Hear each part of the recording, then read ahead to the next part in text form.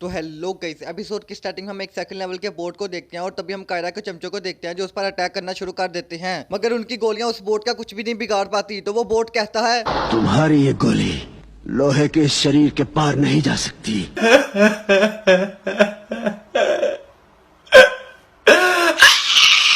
और तभी वो बोट उन पर अटैक करने के लिए आता है। तो क्रिश कहता है कि पीछे पीछे हो जाओ, ये मेरे लेवल का है, इसको मुझ पर छोड़ दो। और फिर क्रिश उसके साथ फाइट करना शुरू कर देता है और उसको बड़ी ही हैवी टक्कर दे रहा होता है, क्योंकि क्रिश के पास 111 कार्ड होते हैं, जिसकी वजह से वो इतना स्ट्रॉन्ग होता है और सेकंड लेवल के बोट को टक्कर दे पा रहा होता है। मगर तभी हम वहाँ पर उसी तरह के सेकंड लेवल के एक और बोट को देखते हैं जो आता है और आकर क्रिश से फाइट करने लग जाता है। तो फिर कायरा कहते हैं कि अब ये दूसरा बोट कहाँ से आ गया, मुंह उठाकर आगे ही कि पहला संभाला नहीं जा रहा। और फिर क्रिश उन दोनों से फाइट करने लग जाता है और उन दोनों को बड़े ही हैवी तरीके से कूट रहा होता है। मगर कायरा कहते हैं कि क्रिश छोड़ दो ये फाइट, अगर हम ऐसे ही लड़ते रहे तो हम इनको हरा नहीं पाएंगे, हमें जल्दी यहाँ से चलना होगा और कहीं जाकर छुपना होगा।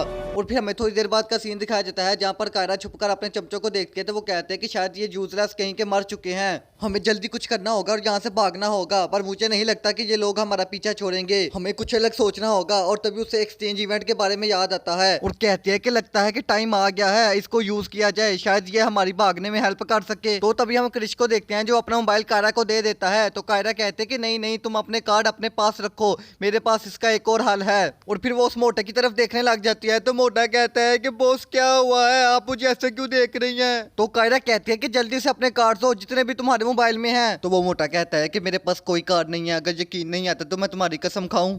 तो तभी क्रिश उसको एक गुस्से की नजर से देखता है, जिसकी वजह से वो डर के अपना मोबाइल कायरा को दे देता है। तो फिर कायरा जब उसके मोबाइल को देखती है तो वो बहुत ही ज्यादा हैरान होती है और कहती है कि हरामी कुत्ते कमीने, तुम्हारे पास तो 3 कार्ड हैं और वो भी अलग अलग कलर के, तुमने मुझे सेंड क्यों नहीं किए थे? क्या तुम हमसे बदला लेना चाहते हो? तो वो मोटा कहता है कि नहीं नहीं, मेरी इतनी औकात कहाँ के मैं आपसे बदला लूं, प्लीज मुझे माफ कर दे। तो फिर कायरा कहती है कि ठीक है, मैं तुम्हें इस दफा माफ कर रही हूँ, अगली दफा तुमने ऐसा कुछ किया तो मैं तुम्हें गंजा कर दूंगी। और फिर वो क्रिश से कहती है कि मुझे एक कार्ड चाहिए तुमसे। तो क्रिश उसको अपना मोबाइल ही दे देता है और फिर सिस्टम कहता है कि आपने एक्सचेंज ऑफर को पूरा कर लिया है, आपको मिस्टीरियस गिफ्ट में फिनिक्स के पर दिए गए हैं जो आप 15 मिनट तक इस्तेमाल कर सकते हैं। और फिर हम कायरा को देखते हैं जिसे कुछ होने लग जाता है और उसका सर बारी बारी हो रहा होता है और तभी उसकी पीठ के बाहर से पर निकल आते हैं और वो कहते हैं कि ओ माय गॉड, मैं तो पापा की परी लग रही हूँ। और फिर हम क्रिश को देखते हैं जो कायरा के पास देखकर बहुत ही ज्यादा खुश होता है। और तभी वो मोटा कहता है कि बॉस बॉस आप तो एंजल बन गई, बॉस आप तो पापा की परी बन गई हैं। और फिर तभी सीन शिफ्ट हो जाता है, हम लियो और उसकी गैंग को देखते हैं जिनको चारों तरफ से गोबलिन ने घेर लिया होता है। तो बिग बॉस कहता है कि साथियों तैयार हो जाओ, लगता है कि आप उन सब क्या लगने वाले हैं। तो फिर ली कहता है कि मिलान क्या तुम इन सबको हरा सकती हो? तो मिलान कहते हैं कि अबे तुम सब लोगों ने मुझे गन्ना काटने वाली मशीन समझा हुआ है जो मैं इनको एक बार में ही काट डालूंगी। और फिर वो भी कहता है कि हमारे पास इतनी गोलियां भी नहीं है कि इन पर शूट कर सके, लगता है कि हम आज बिल्कुल भी नहीं बचने वाले। तो फिर ली कहता है कि मेरे पास एक रास्ता है, एक्सचेंज गिफ्ट, क्या हम उसको इस्तेमाल कर सकते हैं? तो वही कहता है कि हाँ भाई जल्दी कर उसको। तो बिल्ली जल्दी से एक्सचेंज ऑफर पर क्लिक करता है तो सिस्टम बताता है कि कांग्रेचुलेशन,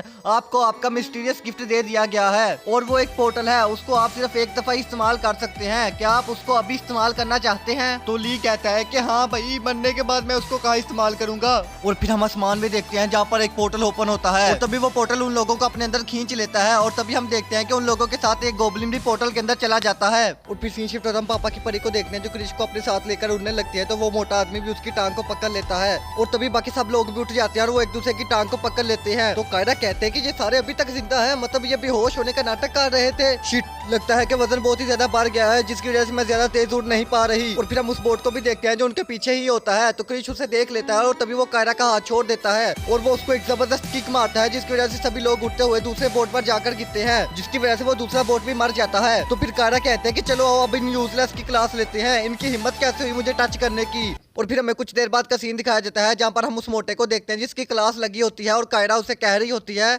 क्या तुम अपनी गलती मानते हो? तो वो मोटा कहता है कि हाँ हाँ मैं अपनी गलती मानता हूँ, मुझे आपकी टांग को नहीं पकड़ना चाहिए था। तो फिर कायरा कहते हैं कि अच्छा तो ये बताओ तुम्हारे पास वो जो 3 कार्ड थे तुमने वो मुझे क्यों नहीं दिए? तो वो मोटा कहता है कि बॉस मैं आपको उनको देने ही वाला था। तो कायरा कहते हैं कि कब देने वाले थे तुम, तुम्हारे पास 3 कार्ड हो गए और तुमने अभी तक मुझे नहीं दिए थे। तो वो मोटा कहता है कि बॉस मैं जो कहूंगा, सच के सिवा कुछ नहीं कहूंगा, मैंने बस एक ही दफा स्कैन किया था जिसकी वजह से मुझे 3 कार्ड मिले। तो कायरा कहते हैं कि ये कैसे हो सकता है, ये तो इम्पॉसिबल है। तो फिर वो मोटा कहता है कि बॉस जब आपने वो पांडे वाले बोट को मारा तो मैंने देखा कि आपने उनके साथ कुछ भी नहीं किया और उसको ऐसे ही छोड़ दिया। तो फिर मैं उसके पास गया और जाकर कोड को स्कैन कर लिया और जब मैंने कोड को स्कैन किया तो मुझे 3 कार्ड मिले, मैं झूठ नहीं बोल रहा, मैंने जो जो भी कहा वो सब कुछ सच है। अगर मुझ पर यकीन नहीं है तो इन गिद्धों से पूछ लो। तो कायरा कहते हैं कि 3 कार्ड एक साथ, तो वो मोटा कहता है कि हाँ हाँ हाँ। तो फिर क्रिश कहता है कि उस पांडा के स्किल बहुत ही ज्यादा अच्छे थे और वो बाकी बोट के मुकाबले में बहुत ही ज्यादा पावरफुल था। तो फिर कायरा कहते हैं कि इसका मतलब ये हुआ कि अगर हम किसी अच्छे स्किल वाले बोट को हराएंगे तो हमें रिवार्ड भी अच्छा मिलेगा। और तभी सीन शिफ्ट हो जाता है, हम ली को देखते हैं जो पोर्टल से बाहर निकलता है और कहता है कि आय हाय हाय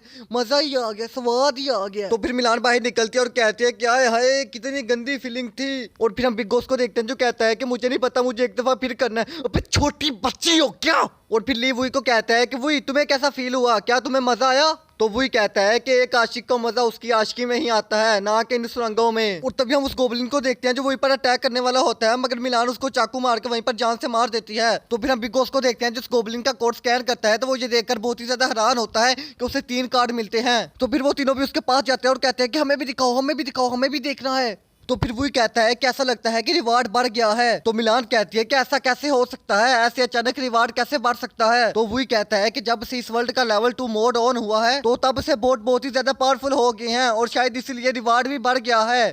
तो फिर मिलान कहते हैं कि हाँ तुम ठीक कह रहे हो, इसकी मूवमेंट बहुत ज्यादा तेज थी, मगर ये पांडा और वो कंप्यूटर हेड के मुकाबले में बहुत ही ज्यादा वीक था। तो वही कहता है कि इनका मतलब ये हुआ कि इसकी अलग अलग कैरेक्टरिटीज हैं, मतलब ये सब बोट ग्रुप में बटे हुए हैं। कुछ ग्रुप के पास स्पीड ज्यादा है तो कुछ ग्रुप के पास ताकत ज्यादा है। और अब भाई लोग मुझे शक हो रहा है कि जैसे वही ने इस वर्ल्ड को बनाया है, क्योंकि इतनी इन्फॉर्मेशन तो किसी को भी नहीं है जितनी वही को है। तो आप लोग मुझे कमेंट में बताना कि क्या वही ही वो गार्ड है या ये कुछ ज्यादा ही इंटेलिजेंट है। और फिर हमें कुछ देर बाद का सीन दिखाया जाता है जहाँ पर वही और ली आसपास की जगह को चेक कर रहे होते हैं। तो मिलान कहती है कि ली क्या तुम्हें कुछ मिला। तो ली कहता है कि कुछ नहीं, बस ये एक बस ही है जो मुझे यहाँ पर लाई थी, पर मैं जब आया था तो ये बस बहुत पुरानी थी, लेकिन अभी ये न्यू लग रही है, ये बात मुझे समझ नहीं आ रही। तो फिर वही कहता है कि क्या तुम बस में आए थे। तो ली कहता है कि वो अब ये मत कहना कि तुम लोग बस में नहीं आए थे। तो मिलान कहती है कि बिल्कुल, मैं तो नाइफ शॉप से चाकू खरीद रही थी और जब मैंने पेमेंट करवाने के लिए कोड को स्कैन किया तो मैं यहाँ पर आ गई। तो फिर बिग बॉस कहता है मैं तो दूध की बोतल लेने के लिए गया था, जब मैंने पैसे कटवाने के लिए कोड को स्कैन किया तो मैं यहाँ पर आ गया। तो वही कहता है मैं तो अपने घर पर था, मेरा तो पूरा का पूरा घर ही यहाँ पर आ गया। तो फिर ली कहता है कि बस बस मैं तो सारा पागल हो जाऊंगा, हमें सबसे पहले इस बस के ड्राइवर को ढूंढना होगा, वो भी यहाँ पर आया होगा। मगर तभी हम मिलान को देखते हैं जिसे बस के नीचे कोई चीज नजर आती है। तो फिर ली जब उस चीज को पकड़ता है तो वो एक रिंग होती है। तो ली उस रिंग को देखकर बहुत ही ज्यादा हैरान होता है और कहता है ये रिंग तो जिया की है, मैंने उसको उसकी बर्थडे पर गिफ्ट की थी, ये यहाँ पर क्या कर रही है। और ये यहाँ पर ताजा खून भी है, ये खून तो मॉन्स्टर का है, पर ये खून किसका है, इसका मतलब कि ये खून जिया का है और वो यहाँ पर है, मुझे उसे बचाना होगा। मगर मिलान ली को रोक लेती है और कहती है कि रुक जाओ, ये कोई ट्रैप भी हो सकता है। तो ली कहता है कि मुझे जाने दो और तभी वो अपने हाथ को चिरवाता है और कहता है कि छोटी बच्ची हो क्या, एक दफा कहा ना कि मुझे उसे बचाने के लिए जाना है, वो तुम्हारी तरह कोई खूनी नहीं है, वो तो बस एक आम सी लड़की है। They ask you how you are, you just have to say that you're fine. You're not really fine. You just can't get into it because they would never. So guys आज का हमारा ये एपिसोड यहीं पर खत्म होता है। अगर तुम लोग चाहते हो कि मैं इसका नेक्स्ट एपिसोड भी जल्दी जल्दी अपलोड कर दूं तो उसके लिए तुम लोगों को मेरे चैनल को सब्सक्राइब करना होगा और हमारा 30 के सब्सक्राइबर का एम कंप्लीट करवाना होगा। मैं चलता हूँ, टाटा बाय बाय टुडुरु। Vi en la mirada, quédate cerca de mí.